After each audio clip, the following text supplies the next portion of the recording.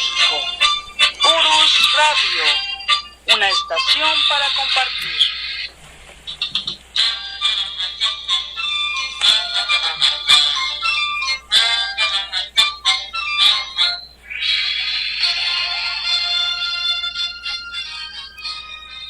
Hola, hola, ¿qué tal? ¿Cómo están? Muy buenas noches, los saludo, soy Doris y estamos transmitiendo en vivo desde la cabina de Urus Radio, su programa de la verdadera historia de México.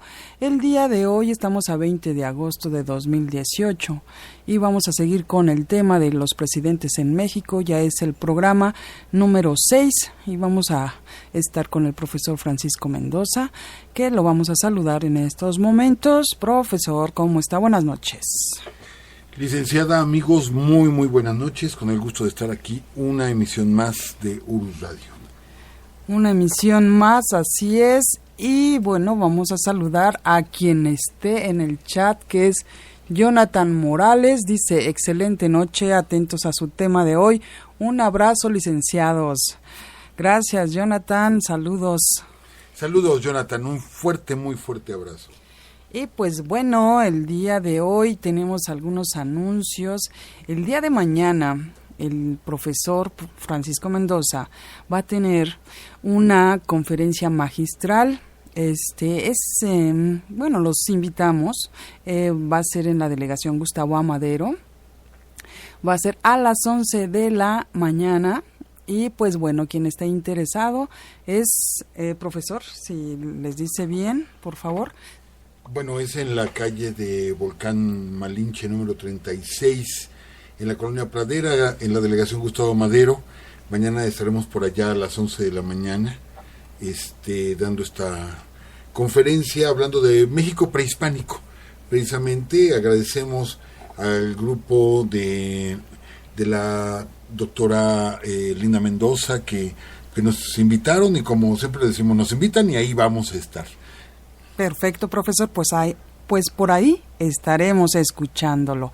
Y vamos a seguir saludando a Rafael Soto. Dice, saludos para mi preferida licenciada y profesor.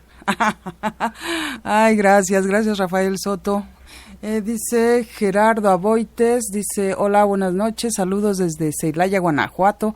Israel Arriaga dice, muy buenas noches, licenciada Doris y maestrazo Mendoza, aquí estamos presentes. Rafael, Gerardo, Israel, un abrazo para todos ustedes. Gracias por escucharnos. También está en el chat Angie María Camarillo y también nos saluda desde Messenger. Ger de Jesús Salinas dice, buenas noches, Lick, Doris y profesor Mendoza. Buenas noches, Ger de Jesús. Y bueno, profesor, ¿qué le parece si comenzamos? Todavía tenemos algunos otros saluditos. Y el Ger de Jesús nos saluda desde Oaxaca. Bellísima Oaxaca. Bueno, bellísimo todo el país es bellísimo. Déjeme leerle otros mensajitos, profesor. ¿Sí? Claro, ¿Puedo? Claro. También está en YouTube Serafín Pérez. Dice, qué bueno que exista un programa como este. Uno vive ignorando lo grandioso de nuestra historia de México. Y está también Ana Valdés y comenta que cómo se entra al chat. Bueno, tienes que entrar. Lo que pasa es que estamos transmitiendo desde Spreaker. Búscanos en Spreaker, es www.spreaker.com/Urus Radio. Y pues ahí estamos en vivo. Y pues bueno, si no nos puedes escuchar este lunes, pues esperemos que para el próximo. Y también dice ella, fíjese, no hombre, eso es de verdad lo que emociona, profesor. Dice, excelente programa, es usted un gran cronista, mil gracias, su pasión por México es contagiosa. ¿Qué puedo decir? Yo creo que como mexicanos, México es contagioso y México nos provoca esta pasión, y pues gracias por compartirlo. Y pues bueno, vamos a comenzar, profesor, con el tema que de verdad se nos va el tiempo rapidísimo, y ya nos han dicho también que ¿por qué no hacemos más programas entre semana, profesor? Es un poquito complicado, nosotros encantados, es parte de lo que nos gusta hacer, como por ejemplo la conferencia de mañana, que será totalmente gratuita, y a las escuelas que nos inviten, los lugares que nos inviten, es totalmente gratuito las conferencias que nosotros damos, porque nos gusta divulgar nuestra historia. Y bueno, pues qué más quisiéramos que hacer más programas, pero no es posible, licenciada, por tanta carga de trabajo. Pero les enviamos un saludo así bien rápido.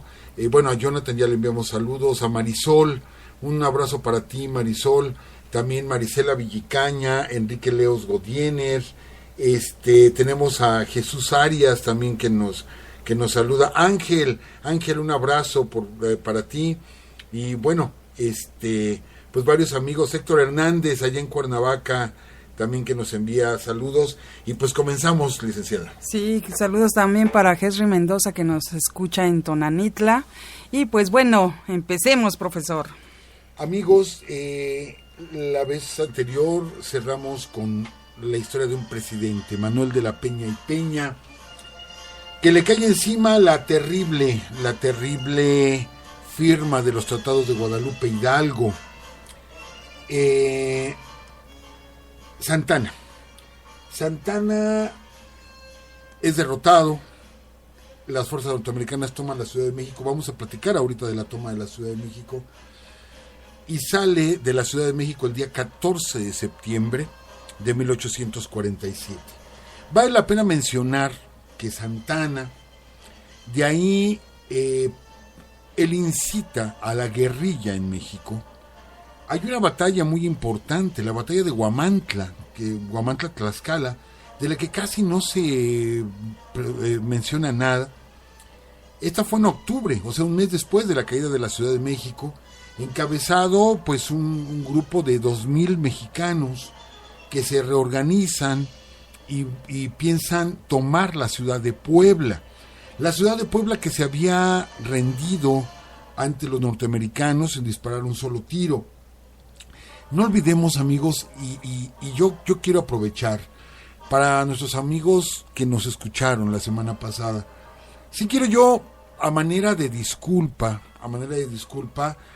pues decirles que este tema es empezando muy apasionante, pero aparte como mexicano duele ver las intrigas, las traiciones que nos llevaron a perder más de la mitad de nuestro territorio. ¿Cómo es posible que cuando las fuerzas norteamericanas, bueno, habíamos hablado de los famosos apátridas, los apátridas poblanos que les decían que fueron los que condujeron a Scott y le explicaron cómo entrar a la Ciudad de México por el sur? Pero no solo eso, sino que el día que desfilaron las tropas norteamericanas para entrar a la Ciudad de México, iban ellos abiertamente, así descaradamente, iban montando a caballo, iban haciendo suertes con sus caballos, presumiendo ellos siendo mexicanos, sí, que bueno, no sé cómo se les puede llamar mexicanos, bueno, nacieron en México, y ellos iban presumiendo, sí, que habían ayudado a los norteamericanos a tomar nuestro país. A ese grado, con ese cinismo, con esa desvergüenza. Esa desfachatez, así es, licenciada. Eso indigna.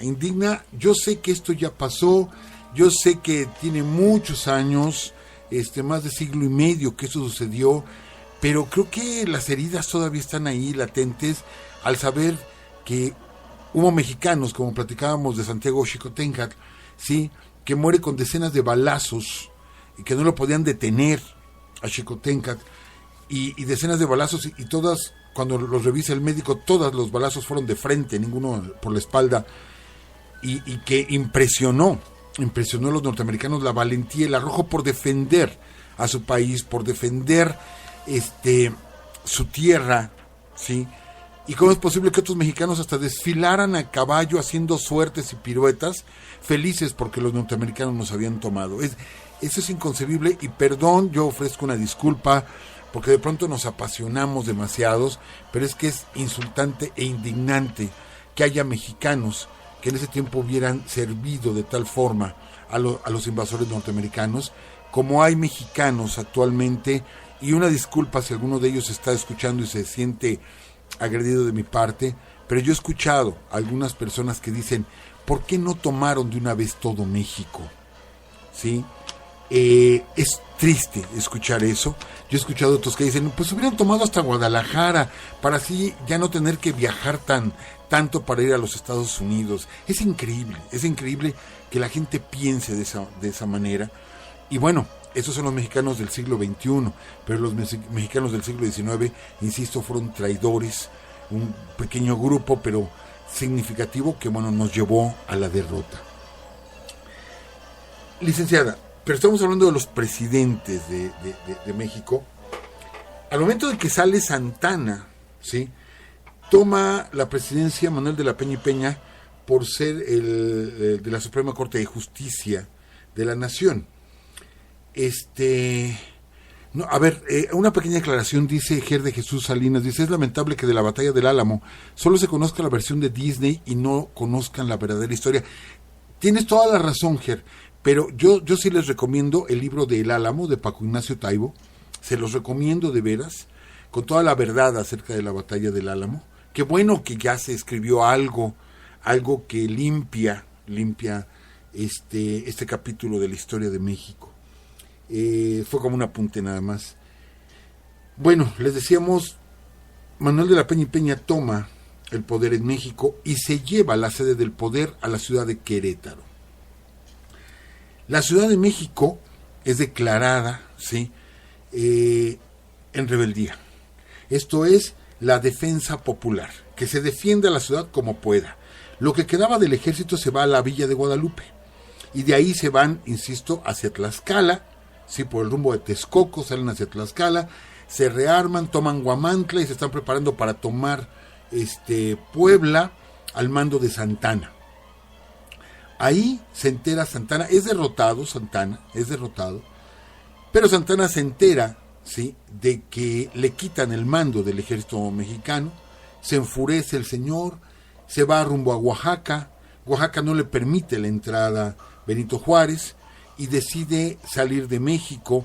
Por ahí hay una anécdota que platicaba Fuentes Mares, si mal no recuerdo, o Carlos Anguiano, alguno de ellos, que platicaba que cuando pasa por la población de Jico, los naturales de ahí, al saber que era Santana y cómo había sido tan pésima actuación, intentaron, así lo leí en Contenido, precisamente en la revista Contenido, creo que sí fue Carlos Anguiano, que decía que lo quisieron cocer vivo, y que lo envolvieron en hojas de plátano para convertirlo en tamal, ¿sí?, y que lo querían cocer, o sea, lo querían quemar a Santana. Eso platica Carlos Anguiano, la verdad no lo sé.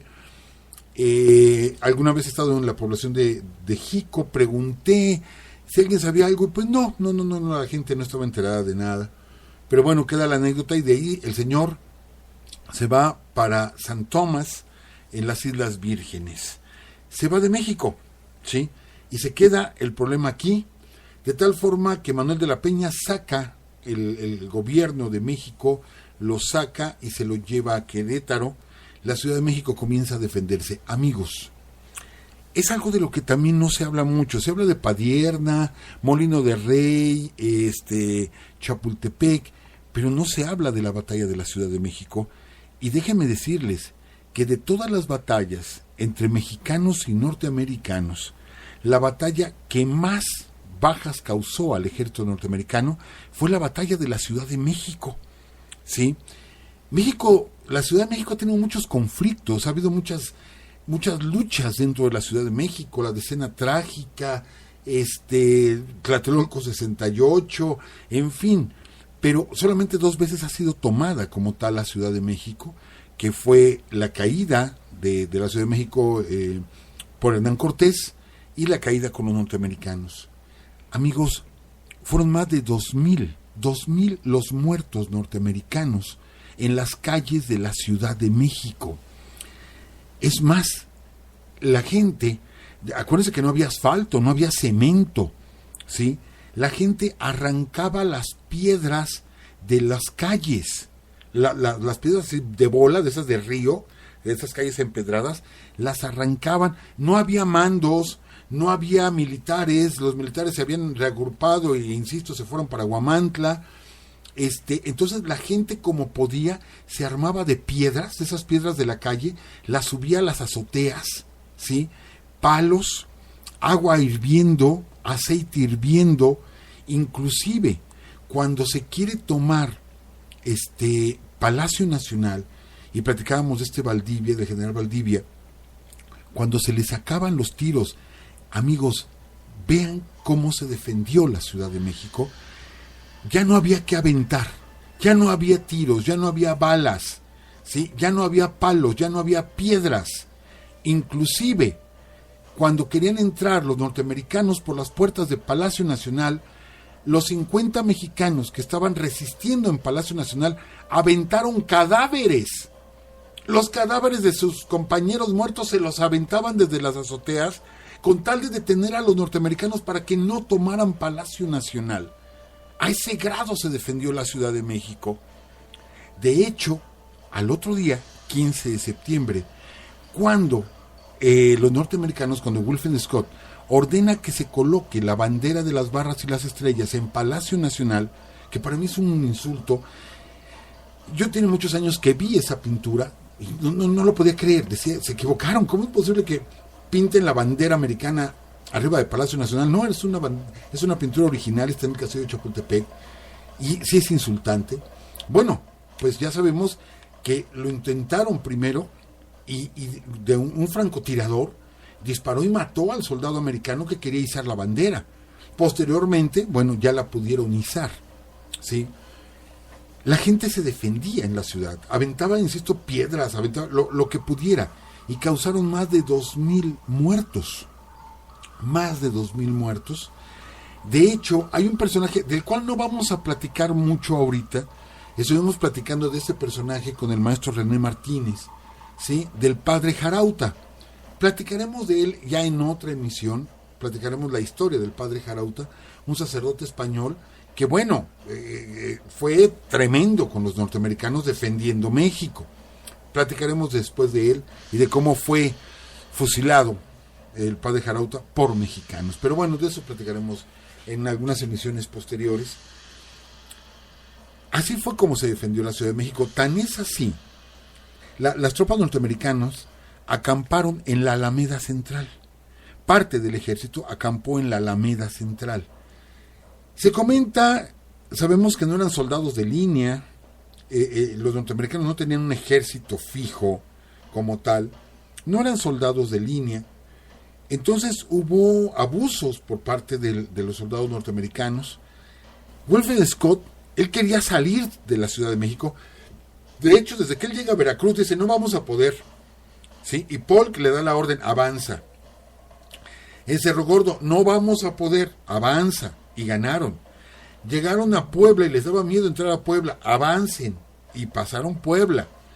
Hubo una labor tan tremenda de la diplomacia, entre comillas, norteamericana y de los traidores mexicanos, que bueno, llegaron a la Ciudad de México con poco más de 12,000 hombres, desembarcaron 15,000 en Veracruz, habían muerto 3,000 en el camino, entre las batallas de Molino de Rey, Padierna, Chapultepec, Cerro Gordo, etcétera, habían muerto como 3,000 y solamente en la Ciudad de México murieron 2,000.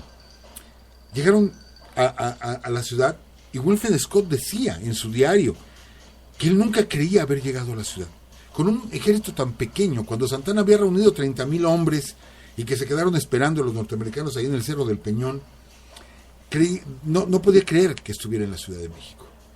Lo que es increíble, ¿sí? Lo que es increíble, que cuando entran las fuerzas norteamericanas, como es costumbre en estas situaciones, el obispo de la Ciudad de México ordenó un Te Deum, ¿sí? Para darle la bienvenida al ejército norteamericano. ¿Sí? Esto es histórico, no nos lo estamos sacando de la manga. Pero no fue la única vez que pasó, lo sabemos. La iglesia siempre apoyando a la gente que nos ha invadido, siempre apoyándolos. Entonces se ordenó un Te Deum al cual no asistió Wilfred Scott. ¿Por qué? Porque pues no era católico, simplemente no era católico, entonces no asistió al Te Deum, supo que se hizo nada más. Posteriormente, ya las fuerzas de ocupación, se le invita en una ocasión, si mal no recuerdo, o fue a Mixcoac o fue a Tacubaya, al general Scott se le invita a una comida, ¿sí?, de algunos ricos mexicanos. Invitan a comer al general que nos acaba de derrotar y le ofrecen la presidencia de la República, ¿sí? Le ofrecen, él lo platica en su diario, que le ofrecen la presidencia de la República de México. Obviamente él se niega, ¿sí? Para todo esto, él llegó hasta la Ciudad de México, él consigue el Tratado de Guadalupe Hidalgo, pero es odiado por Polk, por el presidente norteamericano, porque ¿cómo es posible que la frontera haya quedado donde quedó? Polk quería Tamaulipas, Polk quería la Baja California, o sea, Baja California Sur, quería Sonora, Chihuahua, Durango, Zacatecas, Coahuila, toda esa zona la quería Polk. ¿Cómo es posible que la frontera haya quedado tan al norte? Entonces, Scott pues queda muy mal con su presidente por haber permitido que los mexicanos ganaran en esas negociaciones, cuando sabemos que no ganamos nada, perdimos muchísimo los mexicanos. Pero bueno, Manuel de la Peña y Peña, que tiene, les digo, esta responsabilidad, dimite al cargo de presidente y sube, él nada más está del 16 de septiembre del 47 al 13 de noviembre, ¿sí?, del 47. Nada más se me olvidaba comentarles, los periódicos norteamericanos se empezaron a publicar allá en Estados Unidos con en su titular decía All Mexico, esto es todo México. ¿Qué quiere decir? Que los periodistas instigaban para que no se firmara un tratado, sino simplemente absorber todo el país, desaparecer a México por completo. Pero bueno, sube a la presidencia Pedro María Anaya. Pedro María Anaya sube el 13 de noviembre del 47 a enero del 48, pero me llama la atención esto. Pedro María Anaya es el defensor de Churubusco, ¿sí? Es el defensor de Churubusco a principios de septiembre del 47 y es hecho prisionero. Recordemos que es hecho prisionero y que cuando Scott le dice, ¿dónde está el parque?, le contesta Anaya, si hubiera parque usted no estaría aquí, ¿sí? Es hecho prisionero, mas sin embargo Scott lo libera. Tan lo libera que el 13 de noviembre, 2 meses después, es presidente de México, Pedro María Anaya. Solamente estuvo en la presidencia 2 meses, ¿sí? Y él se lleva la presidencia de México, cambia la sede de Querétaro, se la lleva para Mixcoac.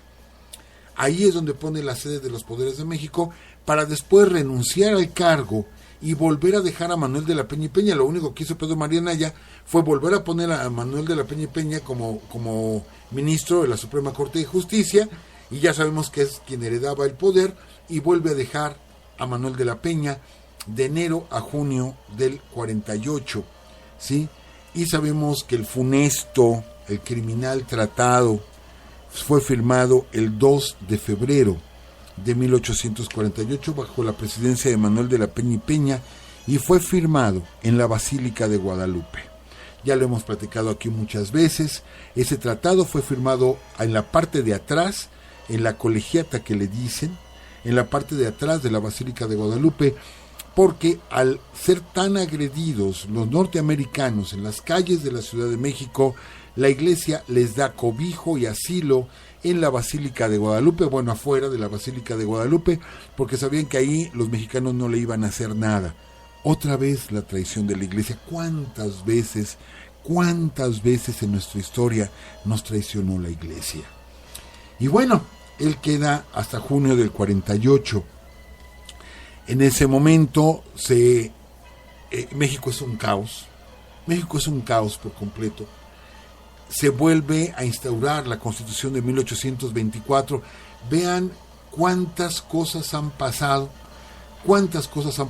ya desde la Constitución del 24, y estamos en el 48, en solamente 24 años, son más de 30, bueno, Presidentes en sí son 18 presidentes, pero con subidas, salidas, regreso, etcétera, estamos hablando de más de 45 lapsos presidenciales en solamente 24 años.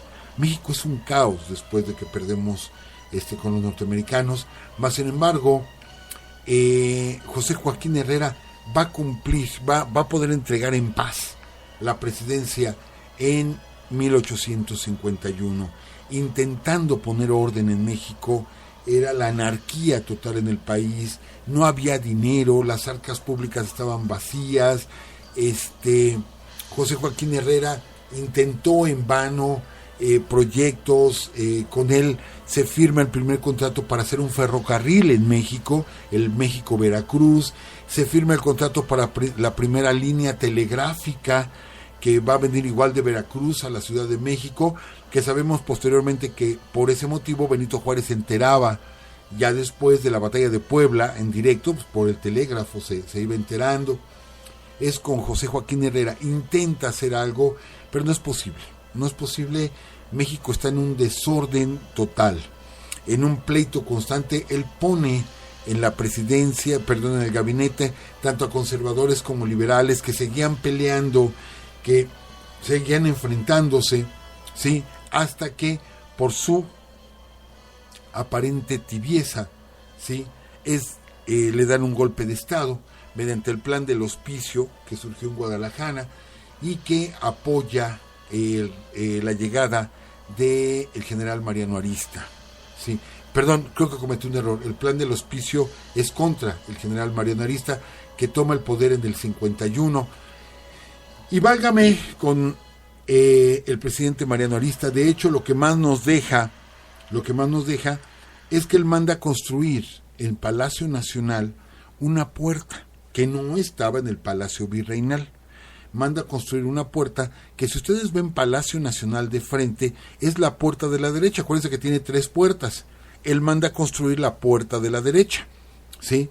Y se le conoce hasta el día de hoy como la Puerta Mariana, porque la manda a construir Mariano Arista, y la manda a construir, bueno, es el dicho popular, y luego se dice Vox Populi, Vox Dei. Se dice que era tan aficionado a la compañía femenina, y que había guardias en la entrada principal de Palacio Nacional, y para que no se dieran cuenta, manda a construir otra puerta para que por ahí cruzaran las damas de las que él se hacía acompañar, ya que era empezando su esposa, él se había separado y vivía con su amante ahí en Palacio Nacional, y bueno, y aparte hacía sus fiestas, etcétera, y por eso construyó una puerta. Es la Puerta Mariana, que es la que actualmente es por donde entra y sale el presidente.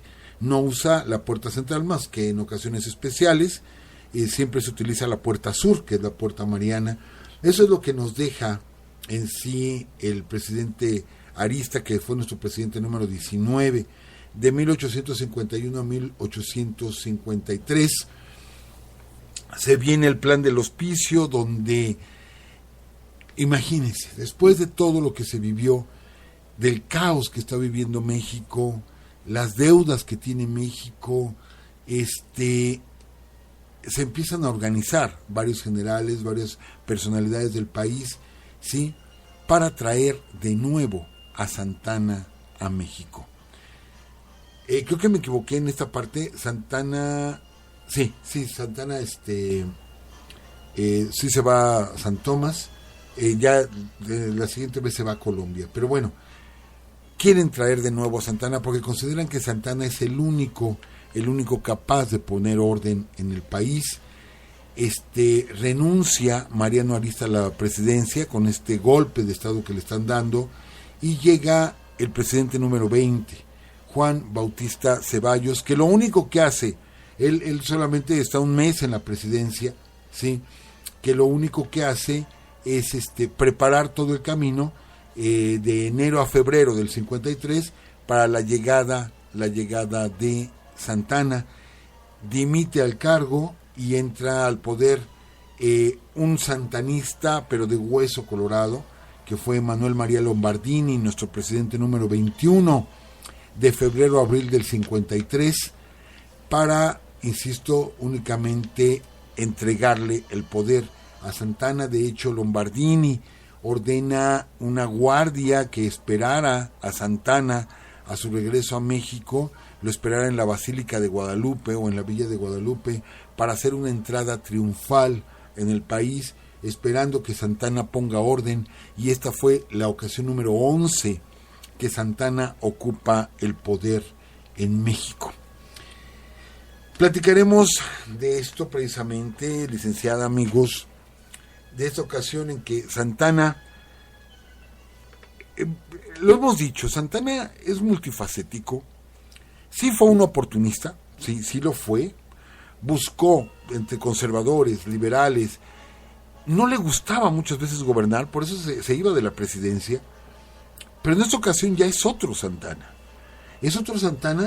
que llega al poder, vitoreado por la gente, lo van a buscar hasta su residencia fuera de México, lo traen, sí, acaba de perder la guerra contra los norteamericanos, la primera vez pierde la guerra contra Texas, ahora pierde la guerra contra los norteamericanos, culpa a los generales, culpa a Juan Álvarez, que ya platicaremos de Juan Álvarez, que después va a ser presidente, el último de los insurgentes que fue presidente, va a culpar a todos, ¿sí? Pero llega otro Santana, y esa es la etapa. Fíjense, amigos, cómo no hemos hablado de la venta de territorio. Los Estados Unidos pagaron una indemnización de $15 millones por el territorio mexicano arrebatado, que no llegaron a México. Como $7 millones no llegaron, porque los ingleses dijeron, México, tú nos debes $7 millones, ¿qué crees? Y como somos primos de los norteamericanos, pues que no te los den a ti. A ver, ¿para qué le van a dar la vuelta al dinero? Que me lo paguen. Y los norteamericanos pagaron esa deuda y la descontaron de los 15 millones, por tanto nada más llegaron 8 millones de pesos. Solamente mantener al ejército costaba, ¿sí?, arriba de 10 millones de pesos al año. Entonces, México, por todo lo que perdió, por 2,5 millones de kilómetros cuadrados, México recibió como $8 millones. O sea, una verdadera bofetada es eso. Pero bueno, Santana, insisto, pierde Texas, Santana pierde medio territorio con los norteamericanos, bueno, pierde la guerra, el territorio se pierde diplomáticamente, pero no estamos hablando de que vendió. Hasta 1853, cuando llega a la presidencia, y de ahí sí le cae el mote de vendepatrias. Pero vamos a explicar qué es lo que pasa. Santana ahí sí vende una parte del territorio nacional, que es el territorio de la Mesilla, que es el norte de Sonora y Chihuahua, que había quedado del lado mexicano. Una tierra completamente desértica. Yo he tenido la oportunidad de conocer esa zona. Es la zona que actualmente ocupa Tucson, Yuma, Arizona, Phoenix, Arizona, ocupa la zona de lo que fue la Mesilla.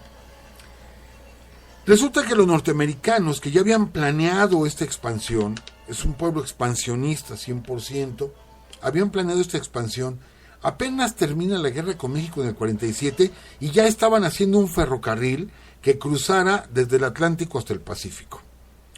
Pero resulta que al cruzarlo o al planearlo por su territorio, el territorio de ellos que estaba más arriba de lo que ahora es Phoenix, hay una cadena montañosa y lo más fácil era cruzarlo por debajo, pero ese era territorio mexicano.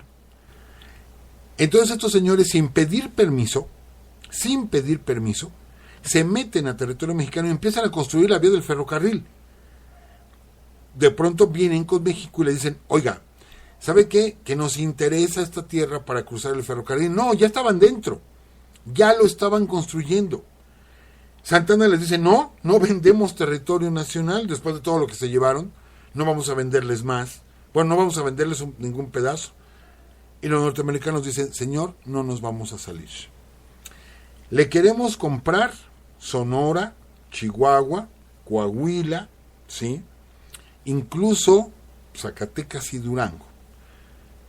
Se los queremos comprar. Y si no nos los vende, pues ya sabe cómo nos las gastamos nosotros, y nos amenazan con una guerra. Que eso es lo que hubiera pasado. En otros programas futuros platicaremos de todas las repúblicas, la República de la Sierra Madre, la República, o sea, un montón de repúblicas que salieron que pedazos de México que querían arrebatarnos. Bueno, pues en esa ocasión nos querían arrebatar la mitad de lo que nos quedaba. Santana no le quedó de otra. ¿Sí? Yo no soy santanista, pero sí entiendo algunas cosas, o creo entenderlas desde mi muy particular punto de vista, y Santana lo que dijo, ya están adentro, pues les vendo este pedazo, pero dejen de molestar, ¿no? Y decide venderles el territorio de la Mesilla por $10 millones, cuando, insisto yo, ya estaban construyendo el ferrocarril, iba muy avanzado el trabajo, y ahí sí vende un pedazo de tierra mexicana que no se iba a recuperar. Los americanos ya se habían metido y no había población mexicana, es una zona agreste. Actualmente hay ciudades importantes de los Estados Unidos ahí, es cierto, del estado de Arizona, pero realmente es una zona desértica, es una zona complicada. Todavía el día de hoy no está tan poblada esa zona, pero bueno, perdemos ese pedazo de la Mesilla, y ahí es donde le queda para toda la vida el epíteto a Santana de que vendió el territorio nacional y que vendió la mitad del territorio. No, lo del 47 fue otra cosa, nos fue arrebatado, ¿sí?, por los norteamericanos, no fue vendido, nos indemnizan, pero no fue vendido. De hecho, se logra, en los tratados de Guadalupe Hidalgo, se logra mediante la diplomacia, y eso le molestó mucho a Polk, mediante la diplomacia, que no quedara separada la península de Baja California con Sonora. Por eso ustedes ven que hay como una pequeña franja de tierra que nos une así, todo lo que es la península de Baja California, con Sonora, nos une esa franjita de tierra. Bueno, pues eso lo habían agarrado los americanos. ¿Qué hubiera pasado? Que la Baja California hubiera quedado aislada y se lo hubieran apropiado. La hubiéramos perdido, ¿sí? Entonces se consiguió ese pedacito de tierra y se consiguió que no tomaran Tehuantepec, porque ellos querían paso franco por el istmo de Tehuantepec. Se consiguió eso, o sea, fue de lo poco que no se perdió, porque cuánto perdimos, fue de lo poco que no se perdió. Y bueno, Santana tiene su peor etapa, la peor. Santana viene desconocido, empieza a convertir la presidencia, un sistema republicano, en una especie de monarquía. Santana pide y exige que se le nombre Su Alteza Serenísima. No hay dinero en el país. Es la época en la que Santana cobra, o bueno, manda al Congreso la orden de que quede por ley cobrar por puertas y ventanas que tuvieran las casas, ¿sí? Que hubo gentes que tapiaron la puerta para que no les cobraran impuesto, y entraban y salían por las ventanas, porque según el tamaño de la puerta era el tamaño del impuesto. Inclusive se empezó a cobrar impuesto por perros y gatos. Tienes tantos perros, pagas tanto de impuesto. Entonces los perros los echaron a la calle. Hubo un problema fuerte de salud pública porque había demasiados perros en la calle. ¿Por qué? Porque nadie quería tener un perro porque había que pagar impuesto. Aunque también es la época, ¿sí?, en la que Santana, o bueno, autorizado por Santana, llama a la creación de un canto patrio, ¿sí?, que enalteciera a los mexicanos. Esto es un himno nacional. Es justamente el momento en que surge el himno nacional mexicano de Francisco González Bocanegra y Jaime Nuno.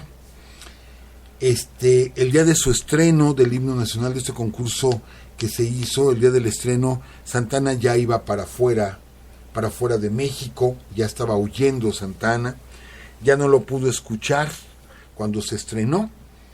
De esto, bueno, platicaremos en otra ocasión, pero fue la época ridícula de Santana, la época de Su Alteza Serenísima, insisto, la época en que él se hubiera quedado eternamente en el poder.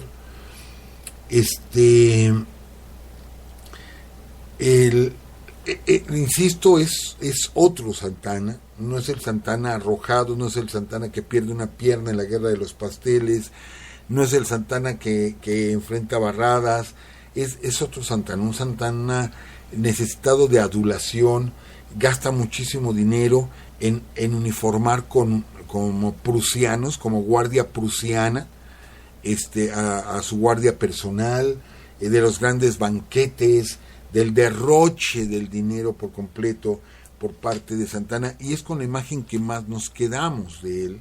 Pero insisto, son varias etapas de él, pero es desgraciadamente con la imagen que nos quedamos. Santana hizo cosas buenas en su momento, pero esto lo tiró todo por completo a la borda, todo lo tira por completo a la borda.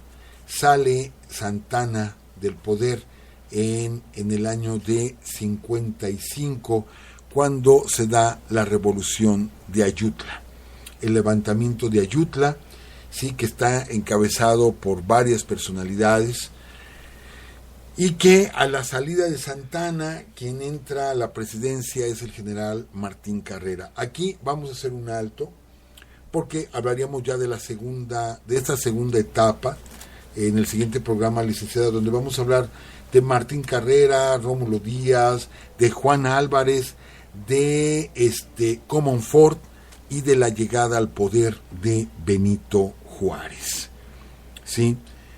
Para explicar cómo es que de pronto tenemos dos presidentes en México, y vamos a tener, quiero hacer esta aclaración, vamos a tener en esta etapa de dos presidentes en México al primer presidente mexicano. Todos los presidentes, Santana y los 5 que vienen después, Carrera, de la Vega, Álvarez, Comonfort y Juárez, todos los presidentes que ha tenido México, ¿sí?, que son en total 26 hasta Benito Juárez, todos nacieron en la Nueva España. Todos nacieron en la Nueva España. Y cosa curiosa, cuando tenemos dos presidentes en México, tenemos al primero que nace mexicano, ya nació como mexicano, ¿sí?, que fue Miguel Miramón, que moriría en el Cerro de las Campanas junto a Maximiliano. Sería el primer presidente mexicano, porque hasta Benito Juárez nació como novohispano. ¿Qué le parece, licenciada?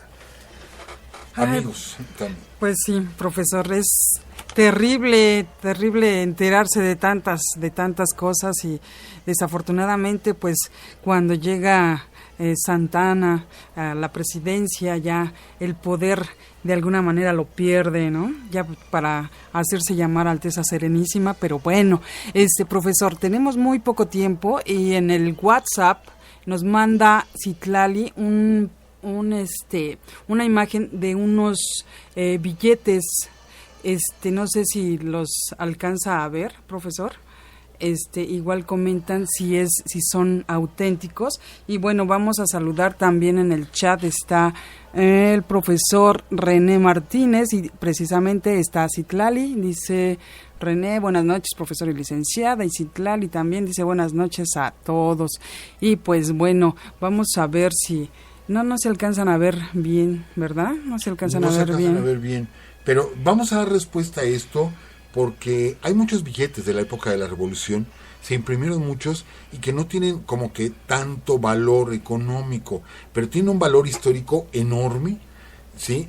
Pero vamos a explicar esto. Sí, hacemos un pequeño apartado del próximo programa y explicamos rápido de esto de los billetes en la época de la Revolución. Y Juan Carlos Álvarez dice, de la Peña, ¿que no fue el que firmó la pérdida de la mitad del territorio? Así es, Manuel de la Peña y sí. Peña.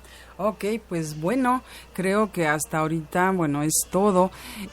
Algunas cosas, bueno, se nos quedan pendientes, como la convocatoria del dibujo. Ya nos queda poquito tiempo. Natania, la verdad que ha estado muy lista y muy atenta sobre la convocatoria, y pues les queda nada más este mes, que será una semana, profesor. Sí, nada más este mes serían 10 días. 10 días, así es que mándenos sus dibujos, y aquí los estaremos esperando, ya sea por Facebook, por WhatsApp, por nuestro correo electrónico, y pues aquí los esperamos el próximo lunes. ¿Y qué más nos hacía falta, profesor?